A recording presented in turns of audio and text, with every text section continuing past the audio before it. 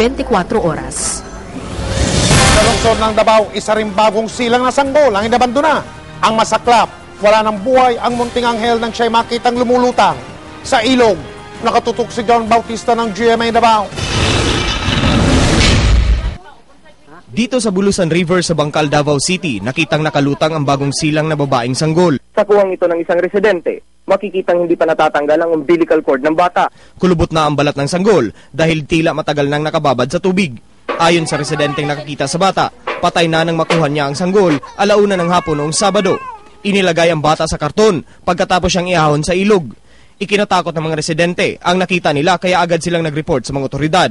Daghan kami ba mga bata nagdula god. Unya pagkuan ako, pagtanaw nako dugay ba ko nisinggit nga nay bata kay abi na nako katumunika na bata.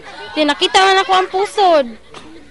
Mao to siya na nisinggit nako kuan bata. Naniniwala ang mga residente na nasa paligid lamang ang mga magulang ng sanggol. Jud sir, kanang nagkuan lang jud siya. Bata lang jud siya na naglutaw nga nagkulob. Puti na. Patuloy ang investigasyon ng mga otoridad sa naturang insidente. Mula sa Davao City, John Bautista, nakatutok 24 oras.